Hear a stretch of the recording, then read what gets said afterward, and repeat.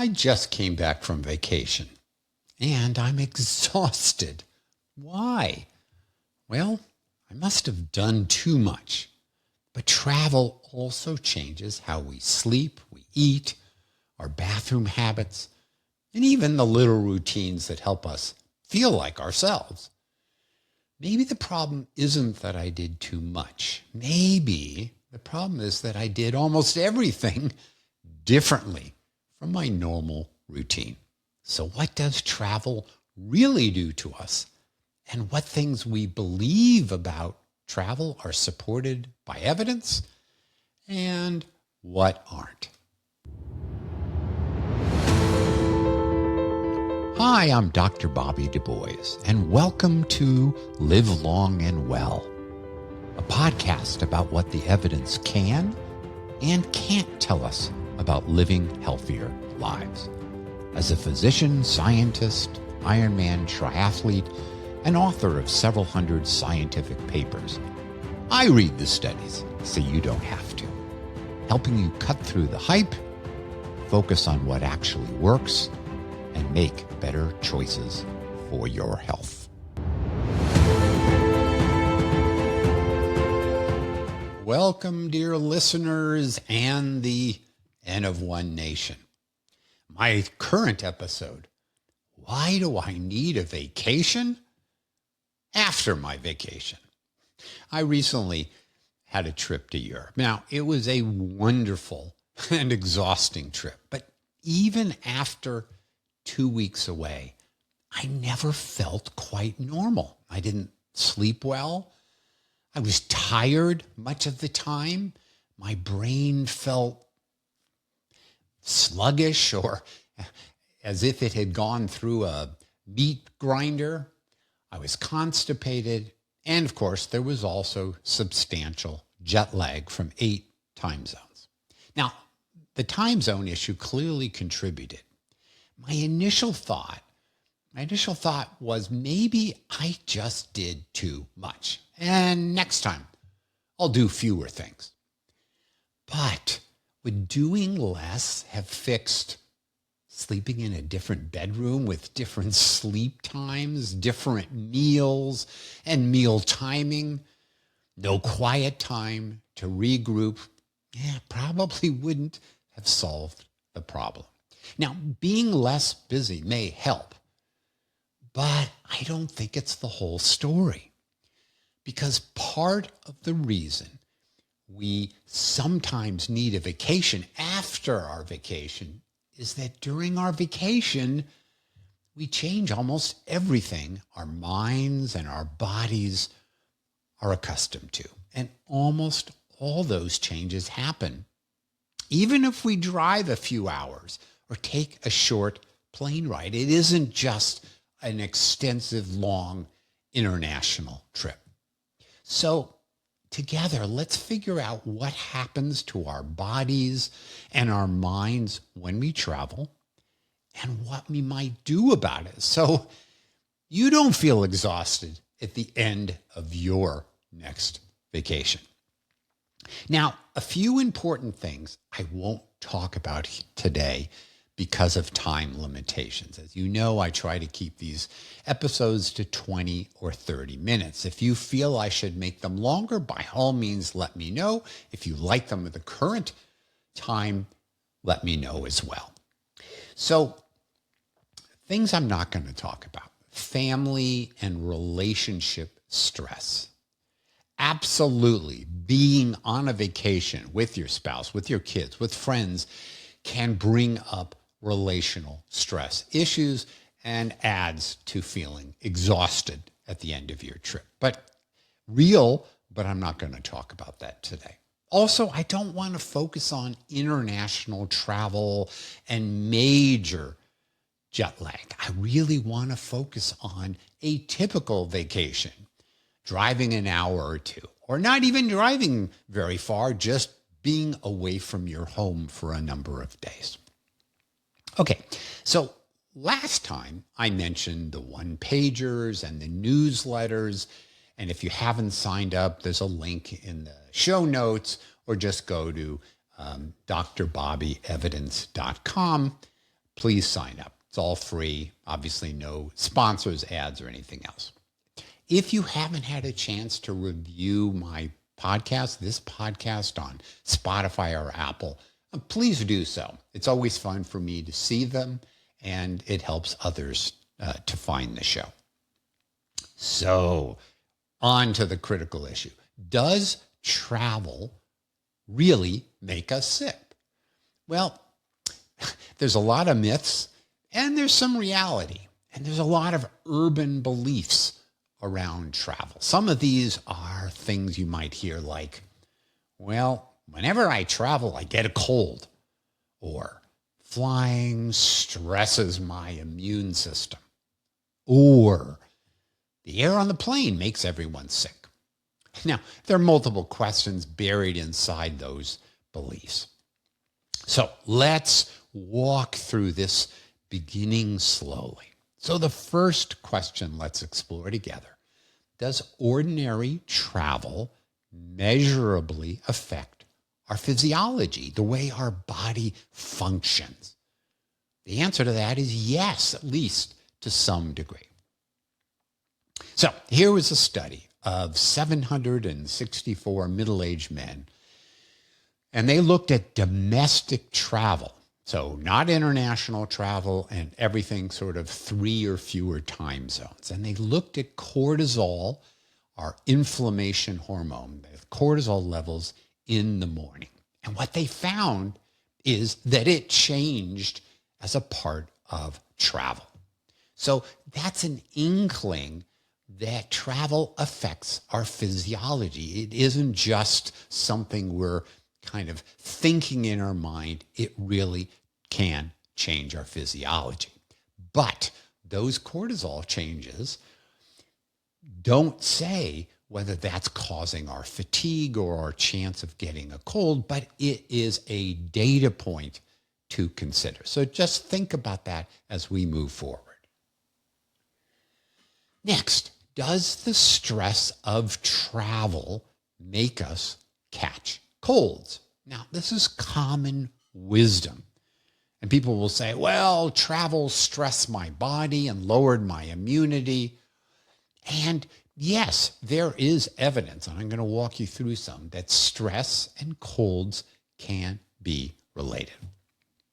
Okay, in a classic viral challenge research study, researchers injected cold virus into the nose of 394 people. Now, they're not sticking a needle into the tissues of your nose. They're just squirting some cold virus into your nose. So of the 394 people, lots got sick. Now, that's no surprise. You're injecting or giving direct cold virus to the nose.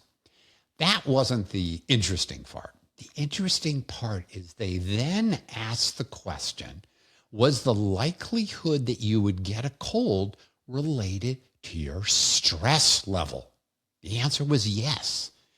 And when I say stress level, I mean based on a questionnaire of how you feel and whether there's stressful things in your life. But as we've talked about before, when you see a dose-response relationship, meaning a little stress, some colds, moderate stress, more colds, a lot of stress, a lot of colds, in this experiment where they injected the cold virus, they found a dose response. Very interesting and very on point that stress and colds are related. But a later study by the same authors doing pretty much the same thing adds a critical piece of the puzzle. Those with stress less than 1 month had no increased risk. So what does this tell us? It tells us chronic stress, ongoing stress, seems to be the problem, not short-term stress. Now, why is that important for today's episode? It's important because a typical vacation would be viewed as acute stress, not chronic stress. So we can't, at this point, blame our cold that we got on the trip or soon thereafter on that acute stress. But there's more. The next theory for getting a cold is that, and this is really not so, mysterious. When you travel, you're exposed to more people. More people, more infections potentially.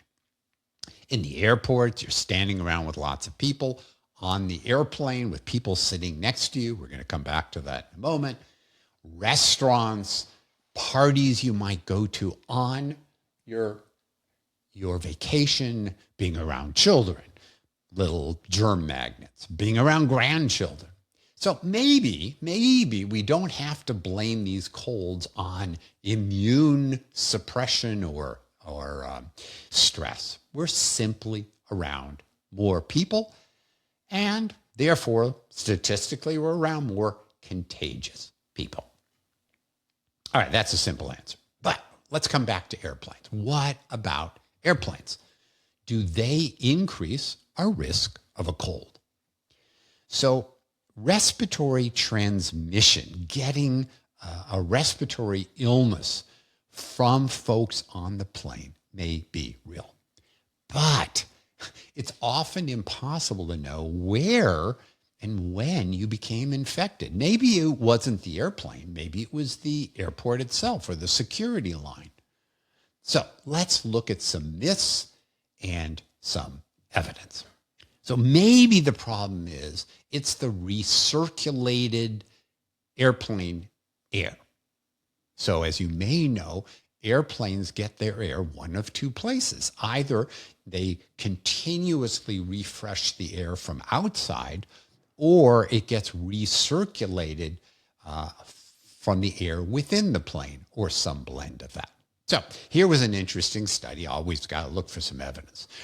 They followed 1,100 passengers at some point were traveling between San Francisco and Denver. Now, some were on planes with recirculation and others were on planes with fresh air. What did they find? Upper respiratory symptoms occurred in 19% exposed to recirculated cabin air and 21% exposed to 100% fresh air. So no meaningful difference between recirculated air and fresh air. So this was interesting. So what is more likely? It is not a function of the recirculation of the air. Remember, airplanes have HEPA filters. They do other things really to clean the air really well. But the contagious person near you, being next to an infectious passenger, is associated with greater transmission risk. Although there isn't really a safe space or a safe row or, well, they're 3 rows behind me, I must be fine. Oh, they're on the other side of the aisle, I must be fine. So we don't really know what that safe distance might be. But likely, if you are next to somebody who's sneezing, may not be good.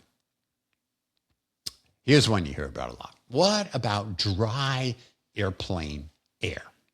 So when you go on an airplane, the cabins that you're sitting in are really dry. So if you're in your normal house environment, the humidity level is generally between 30 and 50%. On a normal plane ride, it's only 10% or 20%. So it's a lot drier. It is not just, it's kind of a little bit different. No, it's significantly different. All right, so what's the problem?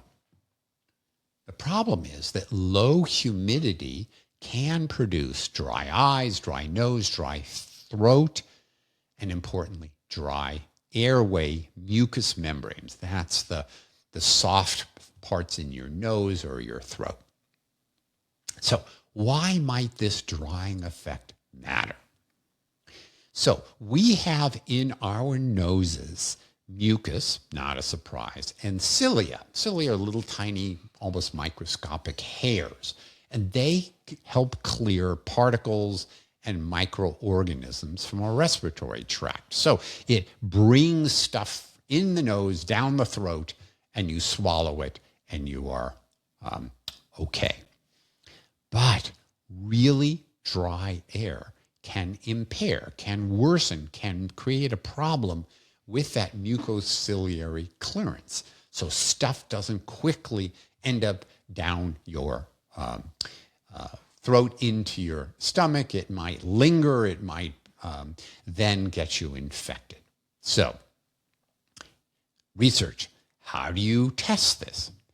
And there is a really interesting and simple and fun way that they can tell whether that mucociliary clearance, that process of getting junk out of your nose, is working right. And that's called the saccharin test. And when I read this, I was like, okay, what's a saccharin test? So they take a tiny bit of saccharin and they put it in your nose. Now, at first, you don't notice anything. But over time, as the saccharin works its way to the back of your nose and then into your throat, you're going to taste the saccharin. And how long it takes between the time they put the little saccharin piece in your nose and when you taste it is a measure of ciliary clearance. All right, so now we have a baseline. We can say, well, it took a minute, it took 10 minutes, whatever normal is for you. Then in this study, they put 14, so it's a tiny study, healthy adults in a chamber that had just 10% humidity. And they did this for 4 hours. Remember, normal house is 30 to 50%. So this was way lower than normal. And what did they find? They found that the clearance slowed. So just a few hours with low humidity really does affect what happens in your nose. And this could be part of the problem. Now, the study measured mucus and mucus clearing. It didn't measure cold. So really we care about, does being in a low humidity environment on a plane cause you to get a cold? So we don't really know the answer to that, but there's kind of a logical sequence. You're in a dry airline cabin. That dries the nasal membranes, and that can impair your airway defenses, and you can get more cold. So it's biologically plausible, but no, we have not demonstrated clinically that the airplane air in and of itself causes you to get a cold. So what can you do? If you want to reduce your respiratory infection rate on an airplane, there are data that wearing an N95 mask and hand washing and keeping your hands away from your face can be helpful. Is the risk high enough? Is the hassle factor large enough? You decide. I get on airplanes, I don't wear masks, and I don't worry about it, but everyone's different. All right, so let's move from airplanes and risk of colds to what is one of the most critical factors for what happens when you are on vacation. Your sleep gets messed up often. And this is probably the best documented problem with reasonably good evidence. So when you travel, many things change. When you go to sleep and wake up, the mattress you're sleeping on, the pillow you're sleeping on, the temperature in the room, the noise, the light. I have a full episode on sleep. Please listen to it. There's 12 things to improve your sleep. Many of them relate to the things I just talked about. And that disruption of our sleep can begin before even leaving home. So, what do we know about sleep changes around the time we travel? Really fun study done in patients wearing Oura rings. Those are those sleep rings and rings that many people wear. And researchers analyzed 1.5 million nights for 57,000 people and 65,000 trips. What did they find?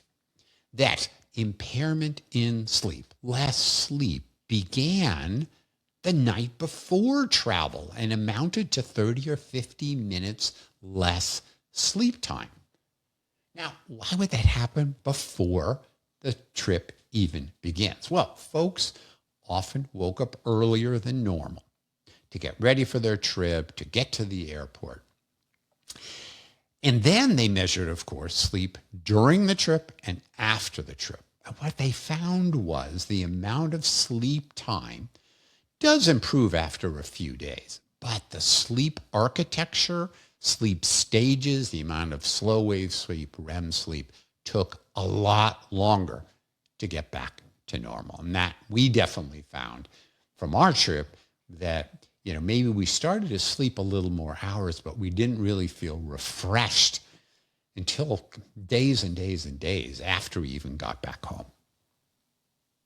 So let's figure out why. Why does our sleep get messed up?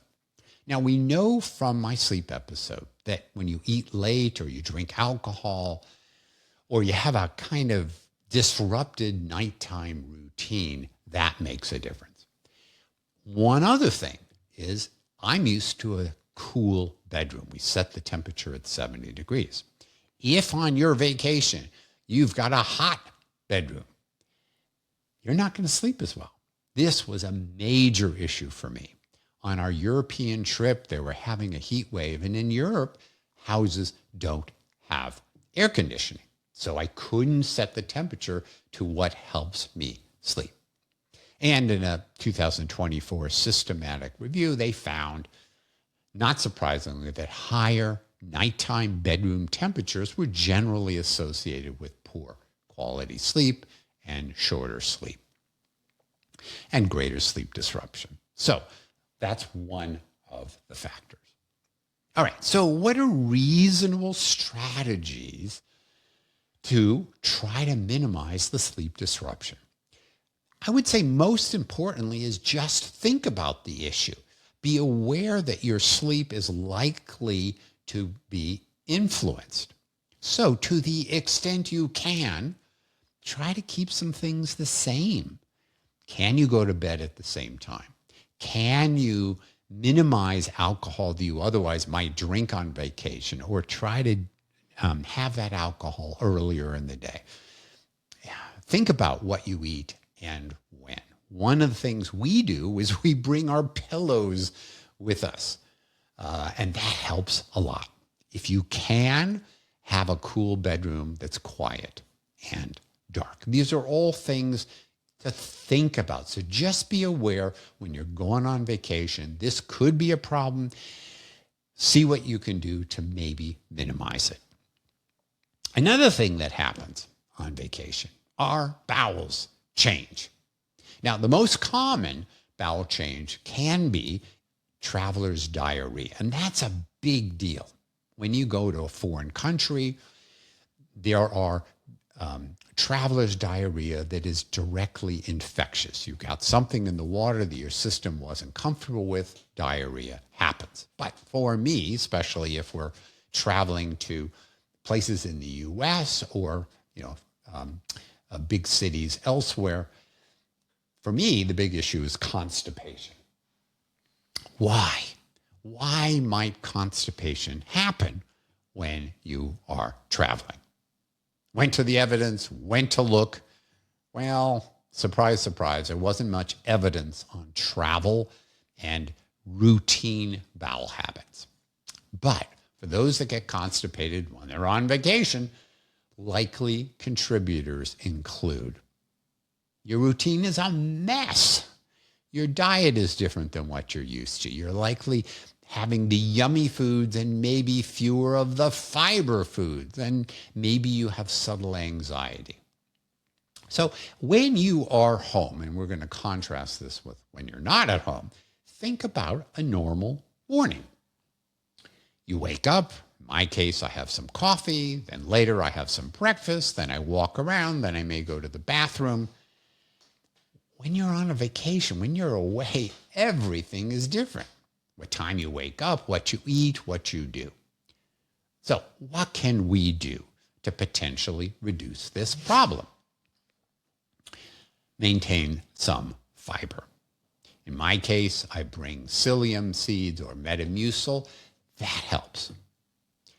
When you take fiber, like these things, make sure you drink a plenty of water. Not because your whole body is dehydrated, but it helps the metamucil or the psyllium seeds husks to work. Walk around. If on your vacation you're not getting a lot of walking or exercise, that can help. And then keep familiar warning cues when practical. Give yourself time to use the bathroom and not just not respond when your body says, oh, I think I need to go to the bathroom. Find a bathroom and get there. Here's one of the topics that I've been struggling and thinking about probably for decades. When you travel, you feel exhausted often. So why? Why can you sit around all day and still feel exhausted? Oh, I was in the car all day. I feel exhausted. I was sitting down in an airport. I feel exhausted. I was sitting on an airplane for 5 hours. Why do I feel exhausted? I'm not exercising, but I feel worn out. Why? Why do I feel so beaten up during travel? Scientific answer? The evidence-based answer? We don't really know. Now, there's lots of theories and very little evidence, but let me pull together a few options to consider why you feel beaten up when you travel. So, your airplane cabin has reduced pressure. That comes probably as no surprise to you. They are pressurized at between 6,000 and 8,000 feet. So at those levels, oxygen amounts are lower. Now, this isn't acute mountain sickness. You're probably aware of people that go up Mount Everest or go to higher altitudes can get mountain sickness. But think of this as mini mountain sickness or, the preliminary to it. So when you're at 6,000 or 8,000 feet, effectively inside the plane cabin, maybe this is part of what's going on. So there are some interesting studies, not of airplanes, but of taking folks from normal sea level and bringing them quickly up to high altitudes and testing their cognitive function. And what do they find? They find immediate cognitive function changes. Now, it's not that your brain shuts down, but certain aspects of your brain don't function the same. So this suggests that maybe the higher altitude effectiveness of being on an airplane could explain the brain fog and mild headache. I know when I'm on an airplane, I get off and I feel like my brain was put through a Vitamix. It just doesn't feel normal. It could take hours. It might take until the next morning. Okay, so the altitude effect may be part of it. Here's another one. Again, no real great evidence to support it, but it's a theory. When you're driving in a car, there's small bumps and jiggles and you're turning corners. These affect our body by having us kind of respond with our muscles, micro movements. So when you get jostled one way, your body holds on tight to keep you from sort of moving around.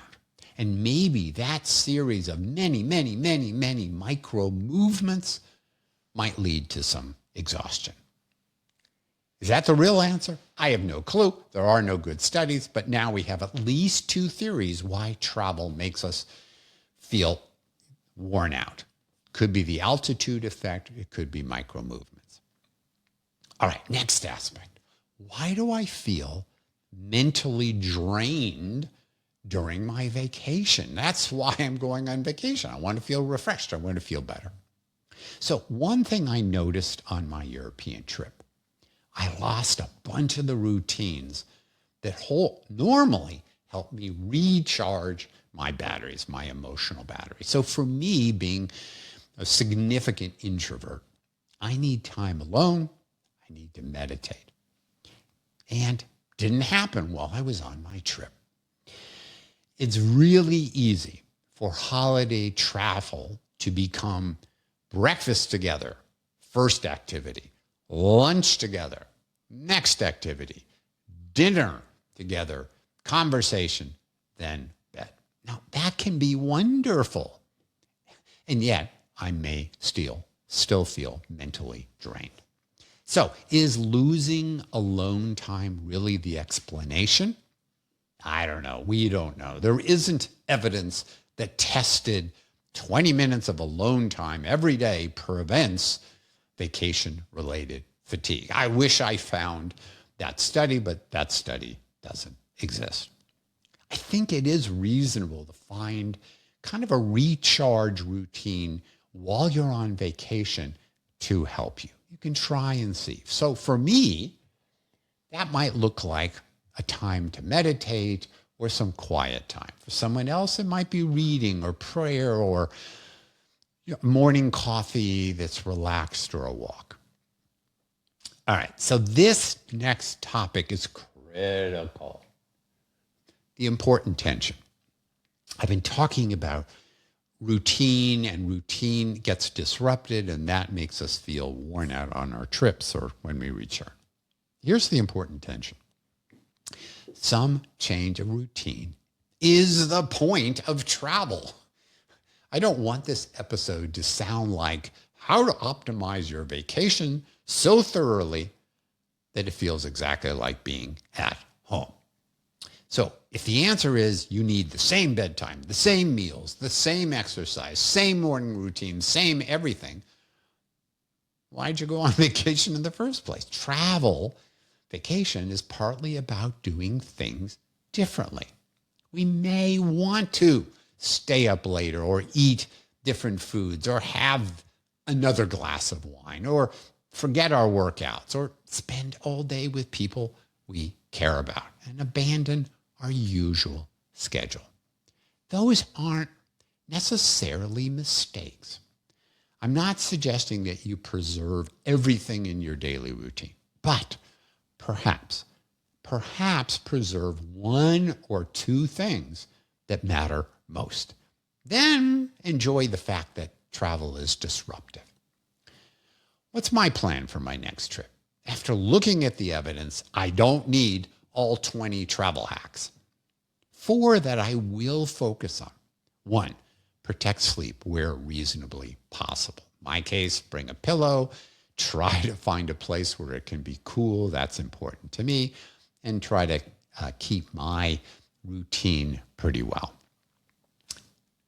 Second, preserve 1 or 2 routines that matter particularly for me. So I am going to try to find time to meditate. I am going to try to find a little time alone. For someone else, it may be completely different, but maybe bring with you a couple of routines that really make a difference. Third, I'm going to think about my bowel stuff. Make sure I'm getting enough fiber, getting enough fluids to go along with the fiber, and trying to keep some morning routine habits that work when I go to the bathroom. 4, I'm going to accept that some disruption is part of the vacation experience.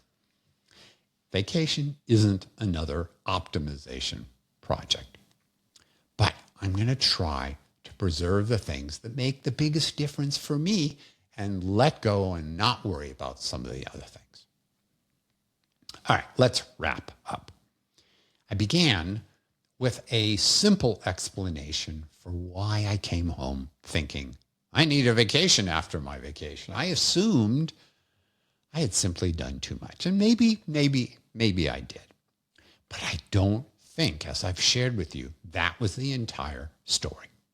Travel upsets our normal physiology. We talked about cortisol, we talked about sleep, we talked about our bowels.